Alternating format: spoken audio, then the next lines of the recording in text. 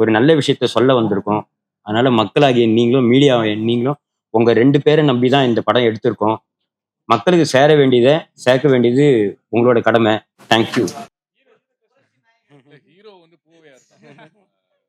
Main lead Poovaiyar and Arnold, Arjun 3 பேரும் தான். 3 எல்லாமே தான் சார். பசங்க தான் மெயின் கதை லீடு. கதை தான் சார் எப்பவுமே எல்லாமே.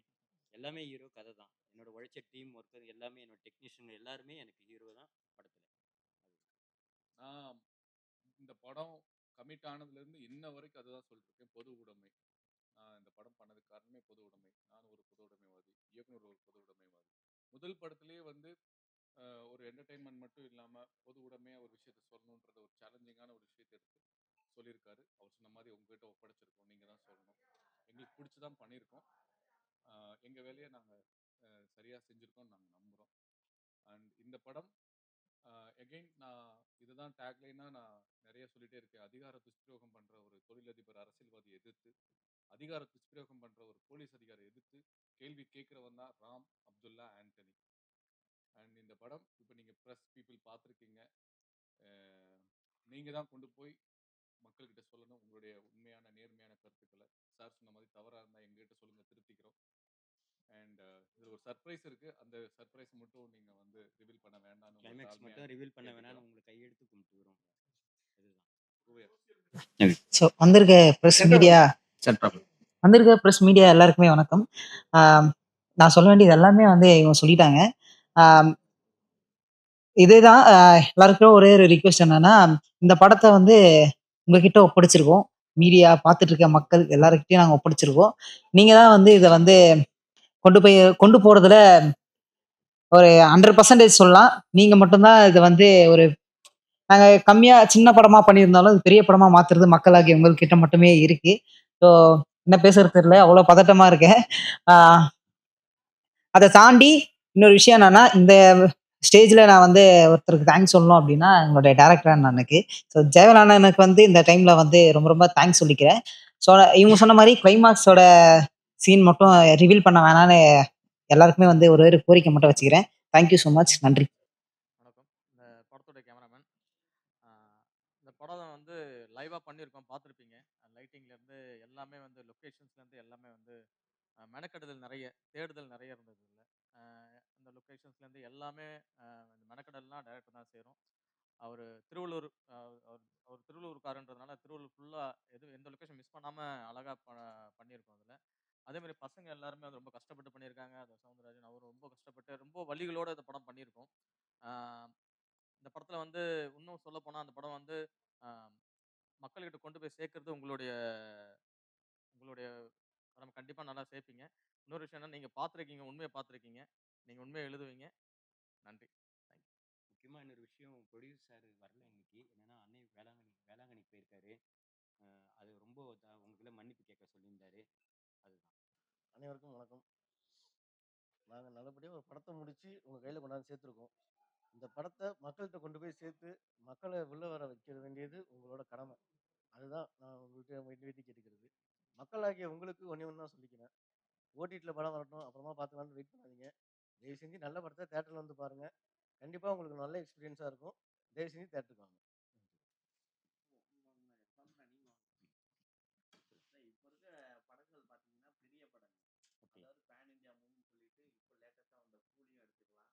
அதுக்கு முன்னாடி வந்த விஜய் அவர்களுடைய லியோவும் எடுத்துக்கலாம். எல்லாத்துலேயுமே கஞ்சா அந்த இது வந்து வந்துகிட்டே தான் இருக்கு. நான் நீங்க அதை எதிர்த்து இது வேணான்னு சொல்லியிருக்கிறீங்க எந்த கான்செப்ட்ல? ஏன்னா நீ தமிழ் சினிமால ஸ்டைல்னாவே சிகரெட் போட்டு தான் ரஜினி சார் வந்தாரு. கண்டிப்பா அதை பார்த்தா நிறைய பேர் சிகரெட்டே பிடிச்சாங்க. சினிமாவிலேயே அதை இது பண்ண முடியலையே உங்களால. இது எப்படி கொண்டு வர போறீங்க? அது இல்லாம இந்த சிகரெட்டை ஒழிக்காத கவர்மெண்ட்டே வேணான்னு சொல்லியிருக்கீங்க. கண்டிப்பா ஒரு அடுத்த கவர்மெண்ட் சரியான கவர்மெண்ட் வரணும்ன்றதுனாலயா? இது ரெண்டு பேருக்குமே சேர்த்துதான். அப்படி இல்லை, ஒரு நல்ல விஷயத்த எந்த கவர்மெண்ட் இருக்கும்போதும் செய்யலாம். அதனால சொல்ல வந்தது தீர்க்கமாக சொல்லியிருக்கோம். ஏன்னா எவ்வளோ கேன்சர் பேஷண்ட் பார்க்குறோம். அது வந்து ஆரம்பத்தில் பிடிக்கிறாங்க, எதுவும் தெரிய மாட்டேங்குது. பிற்பகுதியில் தான் தெரியுது அதோட விளைவு. அதை வந்து கொஞ்சம் டீட்டெயிலாக சொல்லியிருக்கோம். அதுதான் நோக்கமே தவிர வேற ஒரு விஷயம். நீங்க போலீஸ் கேஸ் பண்ணிட்டு இருக்கீங்க. அதே மாதிரி உங்க தலைவரும் போலீஸ் அடுத்த படம் வரப்போகுது. ஸோ அதை மேட்ச் பண்ணிக்கிற மாதிரி தான் வந்து டைலாக்லாம் வருது. இந்த அரசியலே தேவையில்லைன்னு சொல்றீங்க. எந்த அர்த்தத்தில் சொல்றீங்க? நாங்கள் எடுத்துக்கிறது எந்த அரசியல் தேவையில்லைங்க. இப்ப இருக்கிற அரசியலே தேவை கிடையாதுன்னு சொல்லிட்டு ஒரு படத்துல டைலாக்கே வருது. இது நான் நடிச்சிருக்கேன். இன்னொன்னு இந்த படம் 2 வருஷத்துக்கு முன்னாடி ஷூட் பண்ண படம். ஜனநாயகன் இப்பதான் வந்திருக்கு. ஸோ இது முழுக்க முழுக்க இயக்குனருடைய வழிகள். அவர் திருவள்ளூர்ல அவர் பார்த்த வாழ்வியலை, அவர் பார்த்த குற்றங்களை ஒரு கற்பனையா வச்சு ஒரு கதையா எழுதியிருக்காரு. எனக்கு பிடிச்சிருந்தது, நான் நடிச்சிருக்கேன். மற்றபடி எனக்குமே இதுல ஒரு கருத்து உண்டு. புகைப்பிடித்தல் உடலுக்கு கேடு, மது இருந்ததில் வீட்டுக்கும் நாட்டுக்கும் கேடுன்னு சொல்றாங்க. அது வந்து இதனால நிறைய குடும்பங்களை இழந்தவங்களுக்கு தான் தெரியும் இதனுடைய வழி. அதனால அவருடைய இது இருக்கவே கூடாதுன்னு சொல்றாரு. அதுக்கான ஒரு ஜஸ்டிபிகேஷன் சொல்லியிருப்பாரு. இது ஒரு தனி மனிதனா நம்ம எடுக்க முடியாது. எல்லாரும் சேர்ந்து முடிவெடுக்க வேண்டியது. அதனால அது அரசியல் மாற்றங்கள், நிறைய அரசியல் தலைவர்கள் சேர்ந்து மக்களுக்கும் சேர்ந்து அது பண்ணணும். மேலை நாடுகள்லாம் லீகலா இருக்கு. நிக்கோட்டின் லெவலை கம்மி பண்ணலாம். இல்ல இந்த மாதிரி குடிசை தொழில், இந்த மாதிரி பீடி சுற்றுறவங்களுக்கு சேஃப்டி இது பண்ணி இதை பண்ணலாம் அப்படின்றது என்னுடைய தனிப்பட்ட கருத்து. ஸோ அதை உட்காந்து பேசி மக்களுக்கு எது நல்லதோ அப்படி பண்ணக்கூடிய ஒரு ஆட்சியும் அப்படி பண்ணக்கூடிய ஒரு தலைவர்களும் வரணுன்றது தான் இந்த படத்தோட நோக்கமும். அதான் அவர் சொல்றாரு. டைரக்டர் ஒரு கொஸ்டின். இந்த படத்துல நீங்க அதாவது நாங்க படம் பார்த்ததுக்கு அப்புறம் நான் புரிஞ்சுக்கிட்டது, நீங்க படத்துல பயன்படுத்துற ஒரு கூர்மையான ஆயுதமா நான் நினைக்கிறது திருக்குறள். அந்த ஐடியா எப்படி உங்களுக்கு தோணுச்சு? இல்ல அதுதான். அந்த பையன் அடிக்கடி திருக்குறள் சொல்லுவான். கண்டிப்பா. அது அதுதான். இது என்னன்னா, உங்களுக்கு தெரியாத ஒண்ணும் இல்ல. திருக்குறள்ல எவ்வளோ பொருட்கள் இருக்குது, அதுல எவ்வளோ அர்த்தங்கள் இருக்கு. இது எளிமையா மக்கள் கிட்ட போய் சேர்றது என்னன்னா, லோக்கல் ஸ்லாங்ல சொல்லலாம், வேற எந்த ஸ்லாங்னாலும் சொல்லலாம். ஆனா இந்த திருக்குறள் மட்டும் தான் அப்பத்துல இருந்து இருக்கு. இப்ப இல்ல, எப்பவும் இருக்கும். அத அழிக்கவும் முடியாது. அதோட வார்த்தைகளும் அழிக்க முடியாது. அந்த ஒரு காரணத்தினால தான் திருக்குறளை மையப்படுத்தி இந்த ஒரு விஷயத்த அந்த ஒரு மெத்தட்ல சொல்ல வந்தேன் நான். கண்டிப்பா. இயற்கை வளம்லாம் சொல்லிருக்காரு. அவர் சூஸ் பண்ற காரணம் ரொம்ப நாள் ஆச்சு. கண்டிப்பா. சுந்தரபாண்டியனுக்கு அப்புறம் சௌந்தரண்ணன் எங்க அப்படின்ற மாதிரி மலையாளத்துல போயிருந்தாரு. இப்ப பார்த்தா திரும்ப வந்திருக்காரு. இதுல நல்லா கொடுத்துருக்கீங்க. இந்த செட் ஆவறது எப்படி கண்டுபிடிச்சீங்க? கண்டிப்பா. இது நானு பல நடிகர்கள் எனக்கு தேர்வு சொன்னாங்க. அதுல முக்கியமா பார்த்தீங்கன்னா, நான் பார்த்து கேள்விப்பட்ட உடனே இது பண்ணிட்டேன். ஏன்னா, ஒரு வெறித்தனமான ஒரு நடிகராகறது எல்லாருக்கும் வாய்ப்பு குடுத்தா தான் ப்ரூவ் பண்ண முடியும். அந்த ஒரு விஷயத்துல அவரோட ஏக்கங்கள நான் பல இன்டர்வியூல பார்த்துருக்கேன் நானு. ஆனா, சரியான ஒரு கரெக்ட்டான ஒரு குடுக்கலாம் அப்படின்னு சொல்லி தான் தேர்வு பண்ணேன்.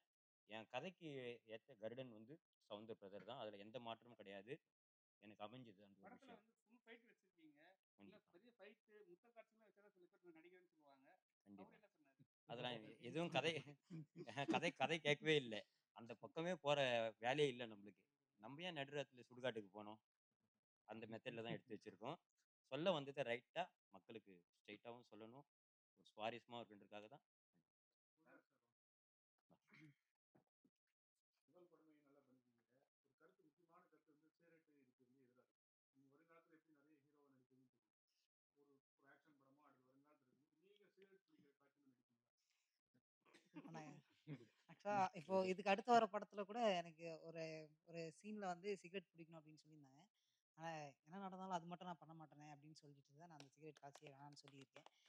ஏன்னா இதோட பெரிய ரீசன் என்னன்னா, அ அப்பா இந்த மாரி தான் இறந்தாரு. ஸோ இந்த இந்த கான்செப்ட்ல எப்படி இருக்கோ அப்படிதான் அப்பா இறந்தாரு. ஸோ அதனால நான் இந்த மது, சிகரெட், இந்த புகையிலை அது எல்லாமே நான் அவாய்ட் பண்ணிட்டு தான் இருக்கேன். நடிகர் ஹீரோக்கள் கூட நிறைய பேர் அறிமுக சீனால தம் அடிச்சு தான் வராங்க. சினிமானாலே ஒரு விஜய் சொன்ன மாதிரி, ரஜினி சொன்ன மாதிரி எல்லாருமே தம் அடிக்க சீன்ல வராங்க. நிறைய அரசியல் கட்சி, நிறைய சினிமாக்கள் வேண்டாம், சினிமானால தான் நிறைய பேர் சிகரெட் குடிக்க கத்துக்கிட்டாங்க அப்படின்னு சொல்றாங்க. அந்த மாதிரி பெரிய ஹீரோக்களுக்கு ஒரு ரிக்வெஸ்ட் என்ன பண்ணுங்க? பெரிய அந்த அளவுக்குலாம் எதுவும் கிடையாதுண்ணா. நீங்க வேற. நல்லா தானே போயிட்டு இருக்கு. நல்லா நடிக்க ஆரம்பிச்சிட்டீங்க. முதல்ல நல்லா பாட்டு பாடுவாங்க. ஏன் பாட்டு ஆனா ஆக்சுவலா என்னன்னா, இப்போ பாட்டு நான் பண்ணிட்டு தானே இருக்கேன். அதுக்கான ப்ராசஸ் போயிட்டு இருக்கு. ஆனா இப்போ நடிப்பு இது கொஞ்சம் ஃபாஸ்ட்டா போயிட்டு இருக்கு. இப்போ அடுத்தடுத்த படங்களும் வந்துட்டு இருக்கு. இந்த படமும் வந்துட்டு இருக்கு. கதாநாயகன் இல்லைன்னா கதையோட நாயகனா பண்ணியிருக்கேன். ஆ அதான் இது அடுத்தடுத்த படங்களும் வந்துட்டு இருக்கு. அதுல எனக்கு கொஞ்சம் டைம் கிடைக்கல. கிட்டத்தட்ட எனக்கு ஒரு சாங் எடுக்கணும்னா ஒரு 3 மந்த் கிட்ட ஆகும். எனக்கு அந்த 3 மந்த் ஃப்ரீயா இருந்தா தான் அந்த சாங் பண்ண முடியும். பண்ணா பெரிய படமா பெரிய படம்ன்ற பாரு பெரிய பாட்டா பண்ணணும் அப்படின்னு சொல்லிட்டு ஒரு இண்டிபெண்டன்ட்டா பண்ணுவோம். ஏன்னா இப்போ இருக்க ஜெனரேஷன் சிம்பிளா முடிச்சிடுறாங்க. அது எனக்கு வேணாம். நான் தனியா காமிக்கணும் அப்படின்னு சொல்லிட்டு தான் வந்து நான் இண்டிபெண்டன்ட்டா பண்ணலாம் அப்படின்னு சொல்லிட்டு வெயிட் பண்ணிட்டு இருக்கேண்ணே. வேற எந்த காரணமும் அண்ணே அது வேணாண்ணே. விஜய் சாருக்கு போட்டு காட்டுறீங்க. ஆனா விஜயோட தளபதி மாதிரி அவரு கூட நடிச்சிருக்காரு. நீங்களும் நடிச்சிருக்கீங்க. 2 பேரும் தளபதி தான். கூட இன்னொருத்தவர் நடிச்சிருக்காரு. ராஜ்மோகன் நடிச்சிருக்காரு. 3 பேரு விஜய் நடிச்சிருக்காங்க. இல்ல டீமே எங்களுக்கும் அந்த ஆசை இருக்கு. பட் இன்னைக்கு தலைவர் வந்து அந்த கரூர் இன்சிடென்ட்டுக்கு அப்புறம் ரொம்ப ரொம்ப மனசு உடைஞ்சு போயிருக்காரு. நேத்து நான் பார்த்தேன். ரொம்ப ரொம்ப உடைஞ்சு போயிருக்காரு. நான் முகஸ்துதிக்காக சொல்லல, உண்மையை சொல்றேன், சத்தியத்தை சொல்றேன். அதனால இந்த நேரத்துல நம்ம அதை பத்தி சொல்ல வேணாம். அவர் பார்த்து எங்களை வாழ்த்தினாருன்னா சந்தோஷம். பார்க்கலனாலும் எங்களை கண்டிப்பா வாழ்த்துவார். தமிழ் சினிமால சிகரெட்டை நிறுத்தியிருக்காங்க தெரியுமா? யாரா நிறுத்தினாங்கன்னு தெரியுமா? எந்தெந்த ஆக்ஷன் தெரியுமா? சிவகார்த்திகேயன், தனுஷ், கார்த்திக் 3 பேரும் அவங்க படத்துல சிகரெட் அடிக்க மாட்டேன்னு சொல்லி படத்துல நடிச்சிருக்காங்க. ஸோ அதை கூட நீங்க சில இடத்துல காட்டியிருக்கலாமோன்னு தோணுச்சு. ஏன்னா இன்னைக்கு எல்லாருமே அதை மாத்தின்னு தொடங்கினாவே வாயில சிகரெட் வச்சுட்டு ரஜினி சார்ல இருந்து எல்லாருமே கொண்டு வராங்க. ஸோ ஒருவேளை படத்துல சினிமாவை தான் அதிகமா வெளியில பட்டுச்சு, அதிகமா எல்லாருமே பார்க்கக்கூடியது. ஸோ அதை நீங்க காமிச்சிட்டு அதை நிறுத்தலாம் அப்படின்னு சொல்லியிருக்காங்க. ஏன்னா கவர்மெண்ட்டை சொல்றதுக்கு பதில் இந்த கவர்மெண்ட்ல கதை வந்து அவங்கள பத்தி சம்மந்தப்பட்டது இல்ல. இது முழுக்க முழுக்க பார்த்தீங்கன்னா உண்மை சம்பவம் போல தான். நான் திருநெல்வேலி மாவட்டம்லாம் போயிருக்கேன். போயிட்டு இது எல்லாமே அனலைஸ் பண்ணியிருக்கேன். அந்த ஒரு பீடி 1000 பீடி சுத்தினா எவ்வளோ பணம் வரும்? 200 வரும். அதுலயும் பார்த்தீங்கன்னா டேக்ஸ் எல்லாமே போயிட்டுனா 160 165 ரூபா மட்டும் தான் அவங்க கைக்கு வருது. இதுக்காக வந்து அதோட பின்விளைவு தெரியாம ஒரு விஷயம் பண்ணிருக்காங்க. இது இல்லைன்னா எவ்வளோ விஷயம் இருக்கு. அதனால தான் நான் அவ்வளோ டீட்டெயிலாக சொல்ல வந்தேன். Correct sir. இஸ்லாமிய தோழர்கள் பண்ணாத விஷயத்தை நீங்க வந்து படத்துல ஒரு காட்டியிருக்கீங்க. அது எவ்வளவு எதிர்ப்பு வரும்னு தெரியுமா? அது தெரிஞ்சா பண்ணுங்க. சொல்லுங்க. அதான் அந்த காட்சி தானே வெளில சொன்னாங்க. ரிவீல் பண்ணாதீங்க. அதான் இஸ்லாமியர்கள் பண்ணாத ஒரு அந்த வார்த்தையோட சொல்ல மாட்டாங்க. இல்ல அது ஆக்சுவலி அது இவர் ரிசர்ச் பண்ணி இல்ல இப்போ இவர் அதை வந்து ரிசர்ச் பண்ணி இந்த படத்துல கற்பனையா தான் பண்ணியிருக்காரு. எதுவுமே இதுல உண்மை கிடையாது. இந்த படம் முழுக்க முழுக்க இவருடைய பொது சிந்தனையும் வழிகளையும் ஒரு கற்பனையான ஒரு கதையா திரைக்கதை அமைச்சு கொடுத்திருக்காரு. அது ஒரு சிறு சிறு தவறுகள் இருந்தா மன்னிச்சுக்கணும்னு முன்னாடியே சொல்லிட்டாரு. நம்ம அத கற்பனை யாராவது மனசை புண்படுத்திருந்தா நானும் சேர்த்து மன்னிப்பு கேட்டுக்கிறேன். ஹேர் ஸ்டைல் நல்லா இருந்தது. வர படங்கள்ல அந்த ஹேர் ஸ்டைல கண்டினியூ பண்ணியிருந்தா அந்த சில சீன்லாம் ரொம்ப நல்லா இருந்தது. அந்த டான்ஸும் நல்லா இருந்தது. ஐயோ! எனக்கு டான்ஸ் மட்டும் தானே ஹேர் ஸ்டைல் வந்து நான் அப்பத்திலிருந்து சின்ன வயசுல இருந்து இப்போ வரைக்கும் ஒரே ஹேர் ஸ்டைல் தான். இப்போ கூட அதே ஹேர் ஸ்டைல்ல தான் இருக்கேன். அதில் வந்து நான் அந்த முடி தூக்கி போடுறது உங்களுக்கு தனியாக காமிச்சிருக்கலாம். அதுக்கு வந்து அண்ணன் தான். ஏன்னா ஒருத்தருக்கு ஒரு மேனரிசம் அதில் வச்சிருப்பாரு. ஸோ அது முடி தூக்கி போடுறதால நான் தனியாக தெரிஞ்சுக்கலாம். நான் அப்போதுலேருந்து ஒரே ஹேர் ஸ்டைல் தான் நான் மெயின்டைன் பண்ணிட்டு இருக்கேன். ஆமாம் கரெக்டுண்ணே. அப்போ வேணுமானா கட் பண்ணிப்பா. அதுக்கு கட் பண்ணுறது இல்லைங்க. படங்கள் வந்து தேட்டர் வந்து கிடைக்கவே இல்லை. அதே போல தேட்டர் கிடைச்சாலும் பெரிய படங்கள் முந்திக்கிட்டு வந்துட்டு நம்ம படத்தை வந்து உள்ள வராத அளவுக்கு தடுத்துருது. உங்களுக்கு கரெக்டான நேரம் அமைஞ்சிருக்கு. ப்ரொமோஷன் இல்லாம நிறைய படங்கள் வெளியே போயிடும். இந்த படத்துக்கு எந்த மாதிரி ப்ரொமோஷன் பண்ண போறீங்க? மக்கள் தான்.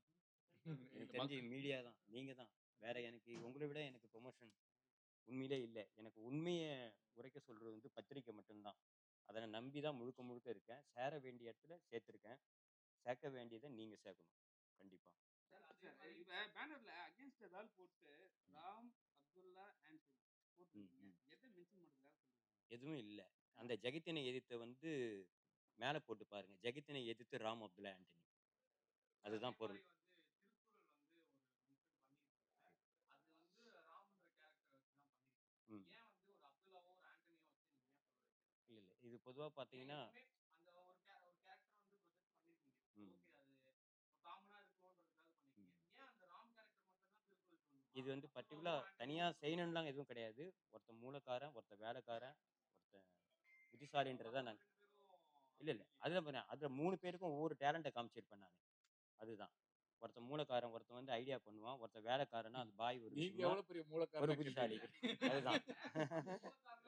இல்ல நான் அப்ரிஷியேட் தாங்க பண்றேன். ஐயா உங்க அப்ரிஷியேட் தான் பண்றேன். அதுதான்.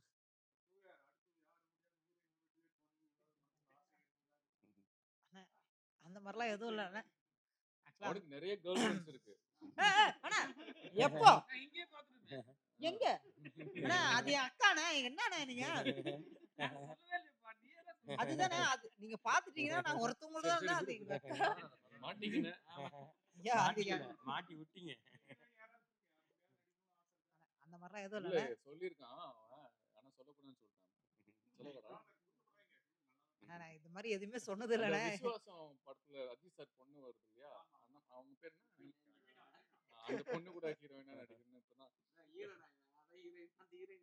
ஐயோ சாரி, அந்த பொண்ணுக்கு ஹீரோவா நடிக்கணும்னு சொன்னேன். அண்ணா, இப்ப உங்களோட அப்டேட் சொல்லுங்கண்ணா. என்னென்ன படம் போயிருக்கு? எதுல ஹீரோவா பண்றீங்க? இப்போ சாயாவனம் அடுத்த மாசம் ரிலீஸ் பண்ற பிளான் பண்ணிட்டு இருக்கோம். அதுல ஹீரோவா பண்ணியிருக்கேன். நான் வயலன்ஸ்னு ஒரு படம் பண்ணியிருக்கேன். சிரீஷ், பாபி சிம்மா, யோகி பாபுவோட ஒரு காம்பினேஷன் சப்போர்ட்டிங் லீட் பண்ணியிருக்கேன். உங்களுக்கு வருதா படம்? இல்ல எல்லாமே ப்ரொடியூசர் கையில தான் இருக்கு. இன்னும் உங்களுக்கு எல்லாம் தெரியாத சட்டமன்றம் இல்லைங்க ஐயா. இந்த படத்தையே நாங்க தேட்டர் கொண்டு வரதுக்குள்ள போயிடுச்சு. இப்ப பாருங்க மணி 11. உங்களை நினைச்சாலும் எங்களுக்கு பாவமா இருக்கு. எங்களுக்கு வேற இதை விட்டா வேற வழியும் இல்லை. இப்ப நீங்க சத்தியமா சொல்றேன், நீங்க எல்லாமே எங்களுக்கு கடவுள் மாதிரி தெரியுறீங்க. கண்டிப்பா உண்மையாதான். இப்போ நான் இது ஒரு நாள் வந்து இந்த சம்பவத்தை நான் சொல்லியே ஆகணும். இந்த படம் நின்னு போச்சுங்க, வராதுன்னு தெரிஞ்சு போச்சு. இவரு கிட்டத்தட்ட இந்த ஆக்சிஜன் மாஸ்க் வைக்கிற மாதிரி கோமால இருக்காப்ல. அப்புறம் வந்து போராடிட்டு இருக்காரு. கற்பனையா தான் சொல்றேன். அதோட போராடிட்டு இருக்காரு. அப்போ ஒரு ப்ரொடியூசர் வராரு, கிளமன் சுரேஷ். மறுபடியும் ஸ்டாப் பண்றாங்க. அந்த பஞ்சாயத்து வந்து ஒரு இடத்துல நிக்குது. 2 பேர் கண் கலங்குறாங்க. ப்ரொடியூசரும் கண் கலங்குறாரு, டைரக்டரும் நான் மட்டுமே சாட்சி. அப்ப எனக்கு செமையா கோவம் வருது. என்னால எதுவுமே கேள்வி கேட்க முடியல. அங்க நீதி கிடைக்க வேண்டிய இடத்துல நீதி கிடைக்கல. அப்ப கூட சொல்றாரு. அப்ப நினைச்சிருந்தா அந்த ப்ரொடியூசர், இப்ப புதுசா வந்த ப்ரொடியூசர் என்ன பண்ணிக்கலாம்னா, பணத்தை வாங்கிட்டு வெளியே வந்திருக்கலாம். அவங்க 2 பேரும் வெளியே வந்திருக்கலாம். போட்ட பணத்தை சேஃபா வெளியே வந்திருக்கலாம். அவங்க விட்டு கொடுக்கவே இல்ல. பணம் போனாலும் பரவாயில்ல, நான் மறுபடியும் பணம் போட்டு டைரக்டர் இவரை வச்சுதான் நான் எடுப்பேன் அப்படின்னு சொல்லி கண் கலங்கி நின்னாங்க. காரணம் இவருடைய உழைப்பு, இவருடைய உண்மை, இவருடைய நேர்மை, இவருடைய 8 வருஷ உழைப்புக்காக அவர் வந்தார். இதுக்காக சொல்ல வரேன்னா, இவ்வளவு போராட்டத்தையும் தாண்டி தான் இங்க வந்திருக்கோம் நாங்க. அதனால இந்த படத்தை மேலும் மேலும் நீங்க உங்களுக்கு பிடிச்சிருந்ததுன்னா இதை எழுதி மக்களுக்கு கொண்டு போய் சேர்த்து.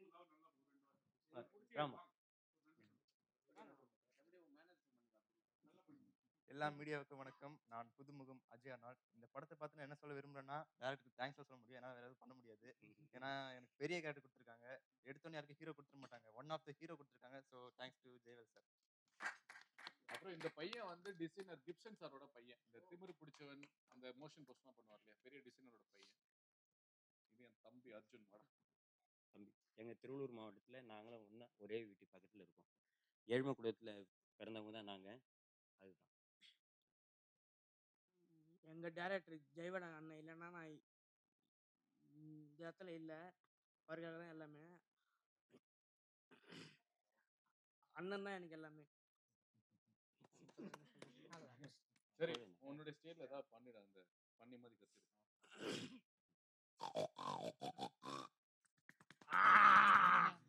படம் பார்க்கணும்னு சொல்லிடு. எல்லாரும் தியேட்டருக்கு வந்து படம் பாருங்க.